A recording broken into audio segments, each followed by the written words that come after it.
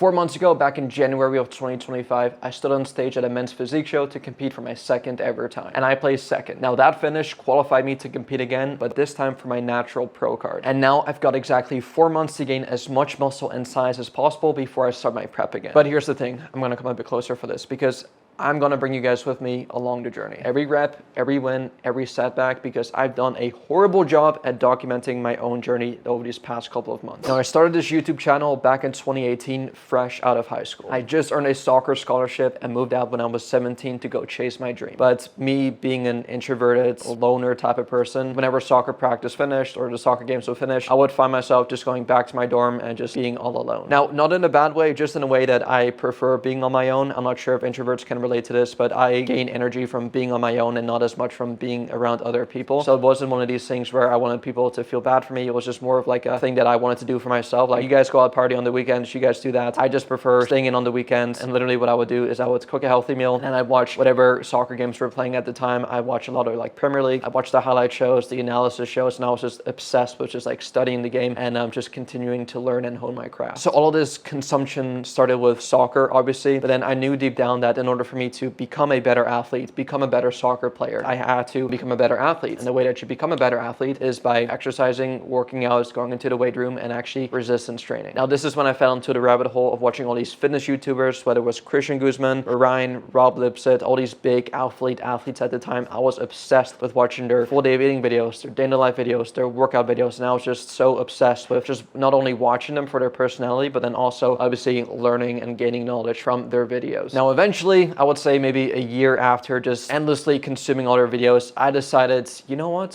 why don't I start a YouTube channel and document my own journey? Because I was lifting at the time, I was playing soccer at the time, I was studying at the time, and I thought my life was pretty cool and vlog worthy. I was like, I'm doing all these pretty cool stuff, right? It's like a lot of people aren't student athletes, a lot of people don't go to classes, don't go to soccer practice, don't play soccer games, don't work out and stuff. Let me just showcase what I do. I had very little knowledge in what I was doing, but I was confident enough to at least share some of my journey, so I started doing that. But then a year later, COVID hit. The soccer season got canceled and I got sent back home to do all of my classes online. Now, this was the first time I actually ever felt, I would say, depressed and just really sad, because the only reason for me getting a scholarship was to play soccer, and it wasn't there to study something that I was passionate about. I was studying economics at the time and I had zero passion for it. And so the only reason for me actually going to school was to play soccer. And so when COVID hit and the season got canceled and I was studying from home, I felt really, really lost. But now during this time, I kept lifting and I kept watching these YouTube videos and I kept documenting my own journey, so that at least kind of kept me sane. And so during this time, I had a bunch of extra free time as well, because I was only doing classes online, I was working out, I had all this extra free time, and so I also picked up a couple part-time jobs. I remember working at a supplement store, I worked at a gym, and I also worked at Walmart. I worked overnight, graveyard shift. Horrible experience. I also just wanted to kind of make some money at the time, because obviously I was not making any money, and I knew that this would be a good idea for the future potentially. Now fast forward another year later, this is the moment which quite literally changed everything for me. A lot of people have like this moment in their life where like one small little thing happens to them and it kind of like changes everything. And so this exact thing, what I'm going to share with you, was that for me. I woke up one morning, this was early 2022. I'd do my regular morning routine. I'd wake up early, log into my classes to attend one of my seminars, and I noticed that upon logging into the portal that all of my classes were erased. And I was like, huh, that's weird. It must have been like a glitch, or it must have been something technical difficulty, right? I wasn't really panicking. I was like, oh, this is kind of weird. Let me refresh it a couple times, and still there was no classes there. And I was enrolled in like 5 classes. Like, I was a full-time student studying online. And so it kind of made me wonder. It's like, okay, well, what is happening here? So I emailed my profs, I emailed the head of the schooling, whatever, and I got an email sent back to me a couple hours later, and they said, due to you not showing proof of vaccination, you have been kicked out of all of your classes. And at first I was like really shocked. I was like, hang on, this doesn't really make sense. I'm literally doing school online from home. I'm in a completely different province. How does it make sense for you to kick me out of my classes, which I'm not even attending in person? And now blah, blah, blah, the whole fine print was that, oh, in case you do come in person to do maybe like a test or a quiz, you have to show proof of vaccination, because you literally could not enter the actual school without showing proof. So Canada was really strict at the time, and I don't want to go into the whole politics of it, but yeah, I basically got kicked out and I was kind of left there with no classes, no school, and I was left wondering, what do I do from here? So I obviously talked to my parents about the situation, and I was actually really surprised what they told me. So I had always thought that my parents' especially my dad, who actually studied economics, which was the major that I was studying at the time. I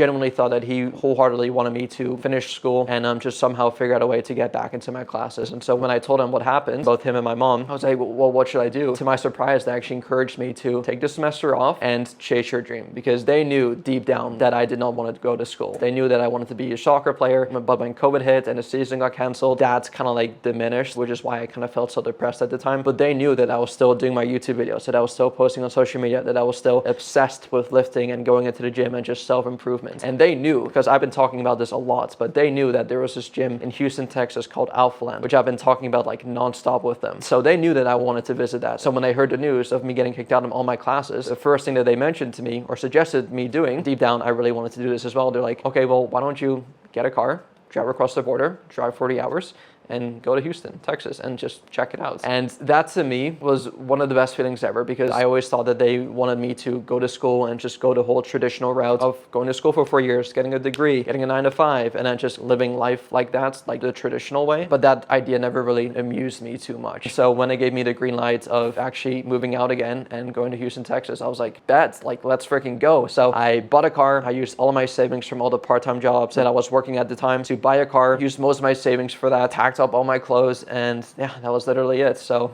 I literally drove from Vancouver, Canada, which is on like the west coast of Canada, all the way down to Houston, Texas. And now I made this big road trip out of it. Obviously, I didn't drive 40 hours straight. I made a couple road trips and I made a couple stops. I went down to Seattle first, and then Oregon, but then California, LA for a bit, and then I believe Arizona, New Mexico, and then eventually down to Houston, Texas. I think overall it took me like 2 weeks, but when I finally arrived to Houston, it was a surreal moment, because now for the first time ever, instead of me watching all these people through the computer screen on YouTube, I could actually see all these people in person in real life. It was just the craziest thing to me. I saw Christian Guzman, I saw Max Tuning, I saw all the other athletes, and it was just like such a cool experience. I was literally fanboying. I was like, oh my goodness, look, it's him, look, it's him. I literally felt like I was in paradise, really. But there was this one really big issue, which was I was not making any money at the time. So like I said, I used most of my savings on getting a car, so that already put me in a pretty big hole. And I honestly had no plan really. I was like, okay, let me go to Houston, but I didn't really think about, okay, well, what do I do once I get there? I was just so excited, so I didn't really have an action plan to actually survive there. And I think just by me putting myself in that situation, I had to figure something out. Now, one thing that I left out of this story was that during my time of studying classes online and working those part-time jobs, I also studied for my personal training course, and so I did get my certification, and I also started training people in person at the time. So I did have my certificate, I did have the knowledge and the experience to train other people. So I was like, okay, let me try to do this whole personal training thing, but let me try to do it online. So I reached out to a couple people and had a lot of people reach out to me in terms of mentorships and programs. And I never really knew what mentorships and programs were like, because I didn't really know. I thought the only way that you educate yourself was through certifications or through going to school, going through classes. So this whole mentorship thing or mastermind thing was really new to me. But upon doing my research, I stumbled across my first ever mentor, who I'm still in touch with to this day. I invested into his program, and I kid you not, that was probably the scariest thing that I've ever done, because that was literally the time when all of my money was gone. I just bought a car, moved across the country, I had a little bit left, and with a little bit of money, I invested it into a mentorship program. I was like, I'm gonna have to make this work or else I will not survive here. I put skin in the game, and like I said, this was the scariest thing that I've ever done, but it was also the best thing that I've ever done. Now, since then, we've helped hundreds of busy men transform their bodies, which is one of the most fulfilling things that I've ever done. Not just going through my own transformation, but then also seeing other people go through their own transformation. It's one of the most fulfilling things ever. And most importantly, we're really creating an impact with the people that we're helping. Now, all of this is obviously amazing, but one thing that I left out was obviously this, what I'm doing right now. In the midst of the chaos of starting my business, growing my business, scaling my business, I stopped documenting. Now, it wasn't because I didn't want to, it wasn't because I didn't care, it was simply because there's only so much time that I personally have, and I knew the biggest ROI for me wasn't to always have to pick up a camera and show everyone what my workout was going to look like or what I was going to be eating, but it was more so to actually like educate myself and to actually grow the business. Now, of course, part of growing any business, especially nowadays, is to produce content, but my main focus was on short form content because it basically had the biggest ROI for me. Not only could I post it as an Instagram reel, I could also post it to TikTok, Snapchat Spotlight, LinkedIn, Facebook Reels, YouTube Shorts, obviously as well. So my main priority pretty much since 2022 was just to focus on short form content, those vertical videos and not the horizontal ones. So that's kind of where my attention has been. And of course, it's paid dividends confidence, and it's paid big time. But I have really neglected this right here, the horizontal videos, the long form videos where you guys can actually hear me talk for an extended period of time and not in like 30 or 40-second clips. Now, do I regret not putting as much of an emphasis on long form YouTube videos? Not really, because it's gotten me to where I am now. But I also know at the same time, this is literally how I started everything. It was literally by me picking up a camera and literally starting to document my own journey. And I want to continue on doing that. So this video marks my return. I know I've kind of been dabbling here and there with some other types of videos. Like I was doing like Loom video presentations, which hopefully are really informative to you guys, but it's not really the same as like actually sitting down and like vlogging, showing a day in a life, showing a day of eating, and just like sharing my expertise and tips along the way. They're more like kind of like sit down presentation style videos. So I have still been uploading videos, but not the types of videos that really got me to where I am now. So like I said, this marks the return not just to YouTube, but to raw and unfiltered content. So I'm going to share everything with you guys, the ups, the downs, the knowledge that I gained, the setbacks that I have, just everything. Because one thing that I need to do a better job of doing as well is being more transparent with you guys. On social media, especially on short form videos, it's obviously polished and it's like created in a way to like get your attention right away, and it has to like be perfect because everyone's attention span is so short. Whereas like deep down, like throughout this entire journey, I've made a lot of mistakes and I've gone through lots of ups and downs throughout the way, and none of this was perfect, and I've done a really bad job of just like sharing that with you guys. So over the next 4 months, and hopefully beyond as well, I'm going to be going all in. This is my off-season push to pack on as much muscle as I humanly can in hopes of winning my pro card at the end of this year. But this time, you are coming with me. Every meal, every workout, every setback, every win, I'm going to do my absolute best to document as much as I can with you guys. Because ultimately, all of this isn't just about me. This is all about you to really show you what is possible. So whether you're into fitness, business, or just want to follow along on a real, authentic, raw story and not some highlight reel, you've come to the right place. This isn't just about content, it's about my life, and I'm done hiding it from you guys. And hopefully, I'll see you in the next video.